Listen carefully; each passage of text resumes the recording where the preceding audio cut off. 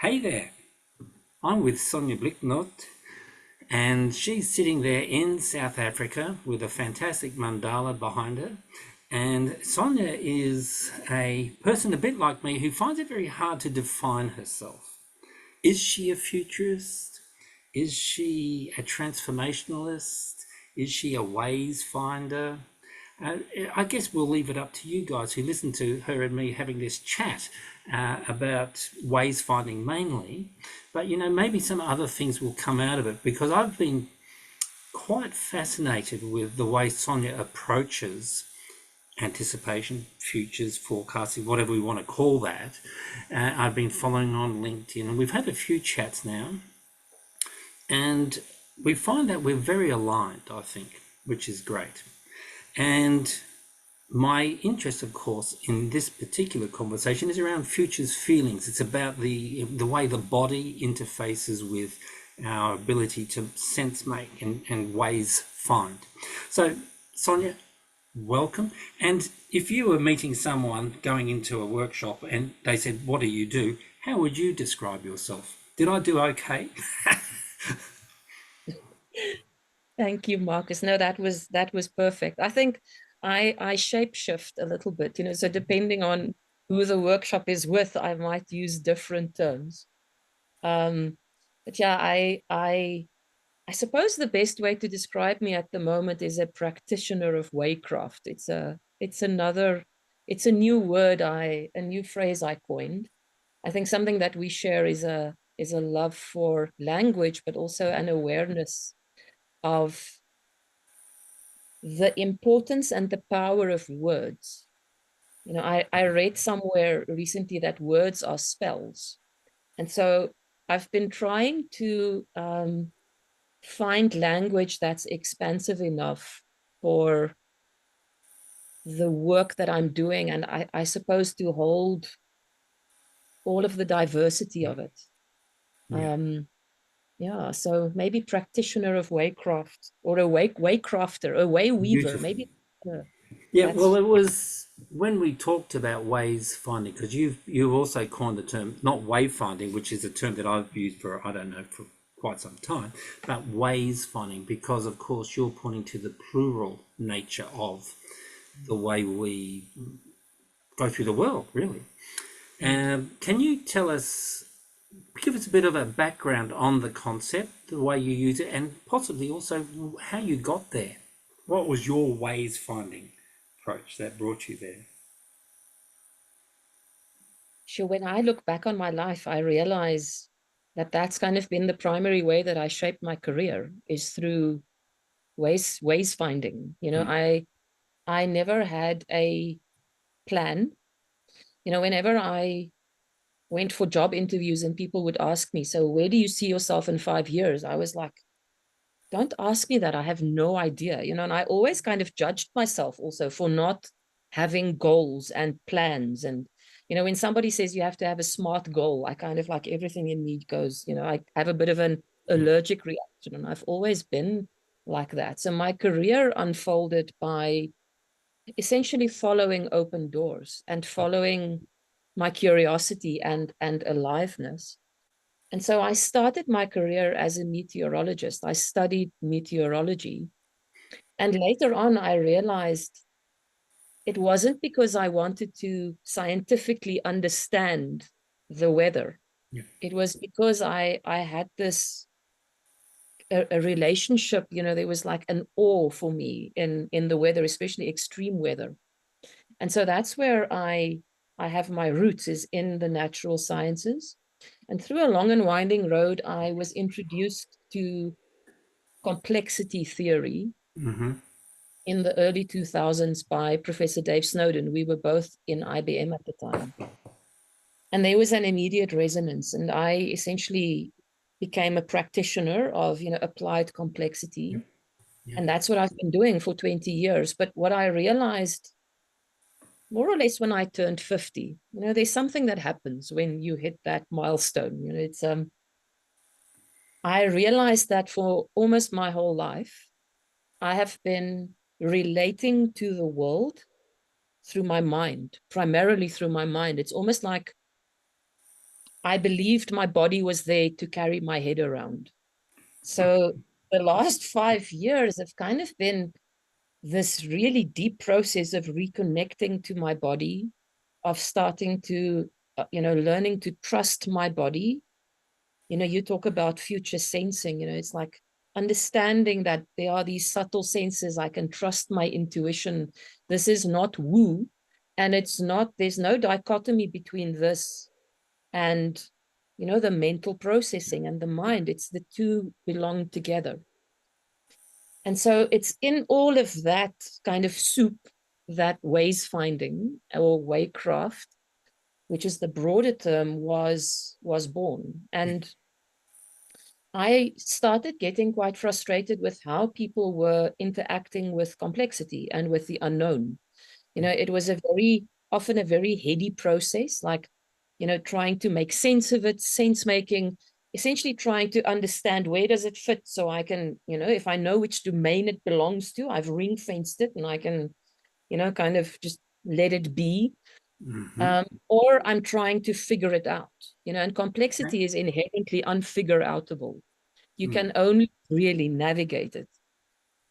And so I got really curious in who are the people who, in an embodied way, know how to be in the unknown in generative ways. And I landed up in many of the ancient wisdom traditions, and specifically the Polynesians, the Polynesian wayfinders and navigators. I was fascinated by just that entire cosmology, Mm. almost. And so what ways finding and the ways finding approach is, it's essentially a weaving of the wisdom that sits in complexity theory, my own embodied journey, and some of the wisdom that sits in these wisdom traditions that essentially helps us navigate the future from the present. It's almost letting go of the idea of the future and then finding ways to weave new paths that Yeah. take us into futures that we couldn't have even imagined. Mm. Mm. That's really, really interesting, and I like the way you've integrated various cultural threads in that. To me, that speaks very much of this emergent consciousness where we need Western science, but we also need traditional or indigenous wisdoms, and we also need that other space. There's a third space for me where we're learning to listen to our bodies. That this embodied mm, engagement in the world is very much an emergent space, which is understood in different ways from both the science and from the indigenous. But there's a kind of like a third space there as well. And you have focused quite a lot on the body. Can you tell us a bit more? Because of course I'm interested in embodiment in the context of futures feeling. Where does that sit with you, Sonja? It's something that I'm still learning about. I think there are many people, if you just take this whole Cartesian split that we Mm, made between the mind and the body, I think there are many people, and I don't want to make this a gendered thing, but many women that I know, we almost have an antagonistic relationship with our bodies. mm, We've almost been taught, that it's you can't trust your body, and um, it's all about, I suppose, the external, and the rest. The only thing that really matters is your thinking, not necessarily what mm, arises in the body. And so it's been quite a process for me to be able to drop into the body, to be able to love the body and not judge it, and to learn to trust. So for a long time, I wasn't even aware of the somatics. So that was the first. It's like becoming aware of what is showing up mm, in my body, learning to trust it. And then even, because sometimes some of these somatic awarenesses, it shows up in the body, but then there's an imaginal quality to it as well. nice. And I had to really overcome this thing of anything that's imaginal. Like if it's in the imagination, it's not real. Mm. If I don't have science for it, then it's woo. I had to kind of go through all of that to get to a point today where I I suppose, I'm just kind of courageously, whenever something shows up, I'm not judging it. I'm just deciding I'm going to trust this, even if I don't know where it's coming from or where it's leading me. And so I'm still a bit of a work in progress, Marcus, but I can't imagine going back to, something that I realized through, breath work sessions and, other altered states of consciousness is that way of being, like just being in the mind.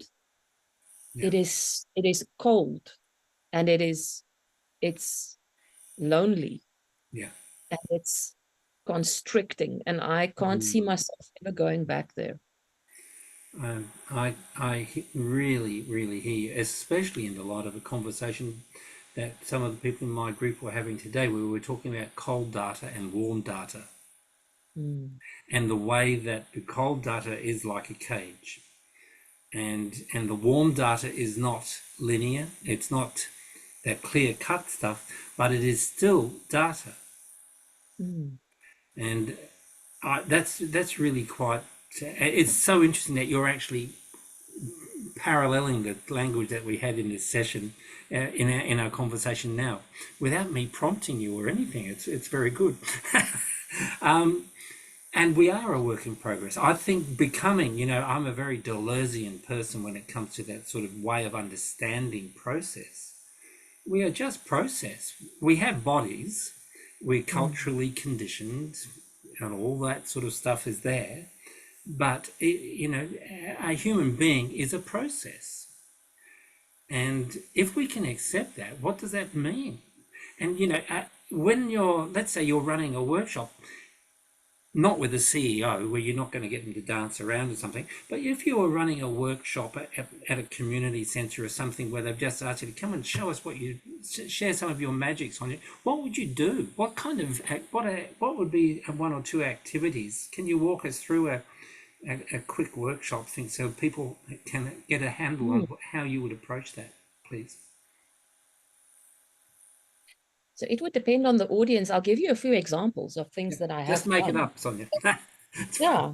So one of the more recent things that I did that was I really enjoyed, and I came out of that feeling I actually want to do more of this kind of stuff. Mm, Um, is we partnered in that particular workshop. We had some corporate people in the workshop, but it wasn't in a corporate setting. We partnered with people who do sound baths, like sound healing. yep, yep. And so we had the gongs and the bowls and so everybody had that experience. And then afterwards we used the experience and the feeling sense, because what happens in a sound bath, I don't know, you probably would have Yeah. already done some of these, but you actually feel the vibration in your body. And so it's a very embodied experience. And then what we did from there was we then shifted into using the ways finder, which is a framework that kind of scaffolds the ways finding approach, but we applied all of these harmonic metaphors to it. So instead of asking people, like, what is your sense of direction? Where do you feel you're heading? We asked them, so what do you feel is inviting you into resonance? Mm, Like, and for some, it was internal. Like they actually felt the calling to resonate with that inner song yep. again, the soul song. For others, it was more of an external, a sense of being invited into a bigger story. But shifting from what is your goal or what is that future that you feel you can envision to opening it Mm-hmm. up to say, is there a calling, something that's inviting you to vibrate with? And so we kind of used all of this harmonic language to help people make sense of what might be that next step that's Mm. calling them. Yeah. So that's one example. And then with an executive team, actually, the entry point with them was working with the Enneagram. Oh, So yeah. they came to me and they said, we're feeling fragmented. We are in continuous firefighting mode, and we are not getting to any kind of thinking about the future or innovating, or we're just kind of spiraling. And so the entry point there was working with the Enneagram. Um, and it was really interesting. This team, their Enneagram types, or it was all around being perfect, getting everything done right the first time, always winning and being the best, Mm. and avoiding risk. And so you can kind of see how they got themselves into the pattern that they were in. Yeah. And so we used that, and then we shifted into, so what is your direction? What direction do you want to go into as a team? Mm. What are the guardrails that you want to set? Because, this is something that people forget about, the importance of constraints. Yeah. So setting a future direction is already a constraint, because if I'm saying I'm going north, I'm no longer going south. Mm. So that's your first constraint. But then also acknowledging where you can't go, or where your non-negotiables are, and then also choosing, what am I choosing to focus on, and what permissions do we need to be Mm. able to step into this exploratory space? Those are key to stepping into a ways finding way of being. Mm. So that's what I did with them, is kind of take them through that process. So there's two examples. I've That's got more. fantastic. Did you have to do much prep work with them on the Enneagram? Because some people are really into it, but then it's a total mystery to other people. How did you handle that? So I partnered with someone that's a deep expert in the Enneagram, but essentially what we did was they each had individual debriefs, Mm-hmm. and then it was a 2-day workshop. So on the first day, we essentially worked mostly with the Enneagram. So we had like a mat that has all the types. We had it on the floor, Yep. and we worked with the embodiment, of the different types. And we put them in smaller groups to have conversations, people Mm. with Yep. similar. And so we did quite a deep dive into the Enneagram. And we also, it always depends, with these almost like personality tools, how you present them. And we were very careful to not present them as boxes. Yeah. That, it's almost like these are centers of gravity. But they could very quickly see, especially how the types that they shared. Mm-hmm. I don't know if you're familiar with the Enneagram, but their Yeah, no, my team. wife's all over it, so I've kind of been living with it. So she said, "This person's a 4, you're a 6, or whatever." So I'm kind of with you on this, Sonia. It's very interesting, actually. Keep going, please. Yeah, so their team type was the tri type was I think they were a 136. It makes sense. The 6 is fear, 3 is getting it right, and 1's the controller, isn't it? Yeah, And three is something also like they that. want the best, and Yeah. so they were, and it served them up to now. I think this was the thing, Marcus. So the world has become, and especially, so I'll just speak from a South African Yep. perspective. This company's market has become so volatile and so complex, so they're working with trade unions, they're working with skills that's becoming automated. The landscape right now is completely different than what it was even just a year ago. Mm-hmm. So that way of being, of wanting to plan everything and get it right, Yep. focusing on discipline, focusing on winning. We always want to be the best, and we want to avoid risk. Mm. It made them one of the best in their industry. And now in the current context, it was Observing. it was Yeah. working against them. Yeah. And That's so helping them shift from this linear idea of we have to plan everything, we have to execute perfectly, we have to win every time, into the ways finding. We make the path as we go. We Mm, we know where we don't want to go, and we have a sense of direction, but we can't have a 3-year plan. We can't maybe even have a 6-month plan. So mm, we have to become more responsive. It's that's what I love about the Polynesians. There was one in Shelley Spiller's book, Wayfinding Leadership. There's one thing where she said, for the Polynesians, they believe that their waka, the canoe, is stationary. So they hold the island as an intention, mm. but then they become fully embodied in the present, Yep. responding to what's coming, and they believe they pull the island towards them. Yeah. And that just takes my imagination. It feels like that is the essence of what it is to be a wayfinder or a ways finder. Mm. Yes.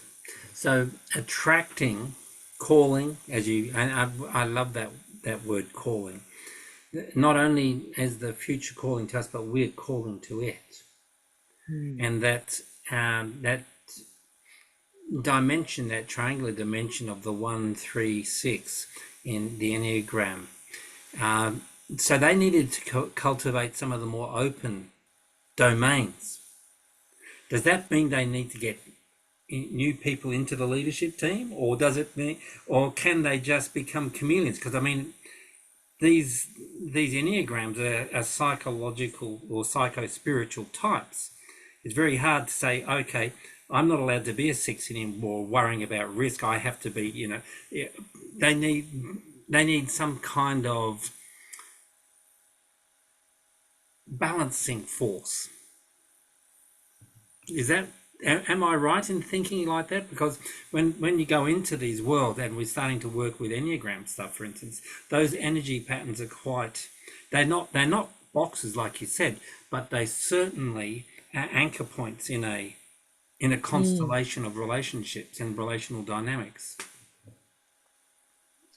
So I think, it's I always like to complexify these things, so Not you can look surprised. at the Enneagram, you can look at the Enneagram and say, oh, so I'm an Enneagram type 5. Mm-hmm. So I could say I'm a type 5. It's all about knowing. I Mm-hmm. make the safe by knowing. And so what is this ways finding nonsense? Where Tim Ingold says wayfinding is knowing as you go, not before you go. So you would expect a type 5 to have a complete allergic reaction to that. Mm. But if you look at it almost as centers of gravity, and if you understand the Enneagram, I mean, many people are freaked out by how it looks, because it looks a bit like a pentagram, Yeah, it does. but Yeah, those lines are, so each type have 2 wings. that's right. That's very different to the actual type. And then you also have these lines of integration or lines of growth and Mm. lines of, so they're all connected. And the good Enneagram practitioners will also tell you you've got a preference, but you've got access to all the types. You can draw from all of them. So for each of these executives, there was like for you to become a more mature one, for example, Mm. that's not so focused on getting everything perfect. And there's a growth, there's a stretch for you. Mm. I can't remember to which number it is now. I'm not that much of an expert, No, but I remember this yeah. one this one executive, it was about leaning into his creativity, and he leaned into, like, music was that for him. Mm. Yep. Um, so it's not about judging and getting rid of your number. It's almost, how do I expand my consciousness so that I bring the best of that number, but I'm not stuck in a cage of everything must be perfect and I must always win. And so it's Yeah. almost, how do I draw from all of those archetypes and then also become the most expanded version of my own archetype? Mm. I think and then in some teams, sometimes you do need to stop hiring people who are like you, because It's that's the easy. trap. Yeah, I'm it's easy. starting to look for more people who want everything perfect. And I don't really like, these funny fours, that's all about, expression and, that it's not a fit. I sometimes think cultural fit is one of the things that's keeping organizations stuck in patterns that's no longer serving them. It's very interesting. Really, and a great example because it's again it's a form of the creative. One of the things we were working with today in our session on the voice was looking at you probably don't know of him, Warren Ziegler. He came up with an envisioning process built around archetypes of personas. So very similar to what you're saying. It's just different language, 9 archetypes, and so on. And so I mean, what you're doing is you're reinforcing much of the thinking and so on within the Futures Feeling course. I'd like to go back just to I guess as a way of wrapping this up because we don't these are really short interview type things.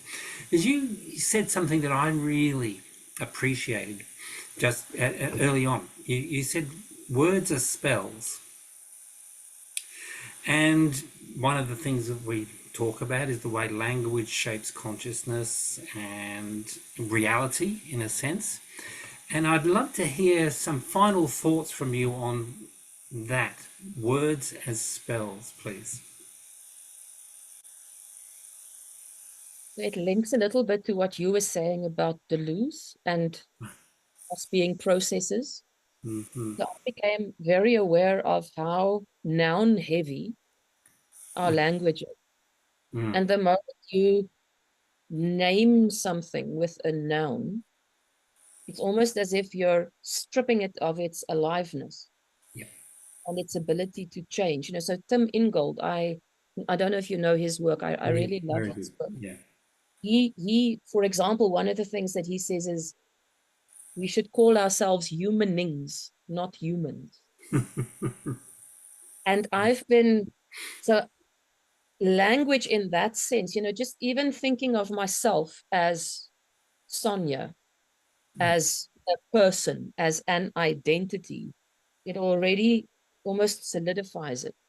Mm, Um, and so I've been playing with, so on LinkedIn, we had all of these like conversations around, is it way finding, is it way shaping, is it way making, is it, and I got a bit frustrated with all of that. And then I thought, well, maybe there's a verb here called weighing.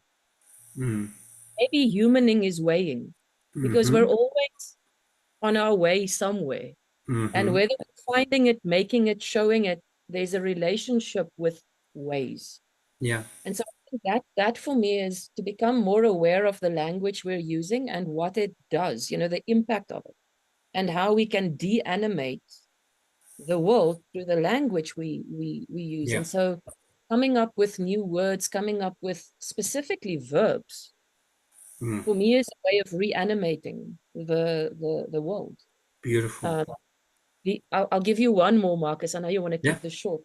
I was um I was writing something the other day and I made a typo.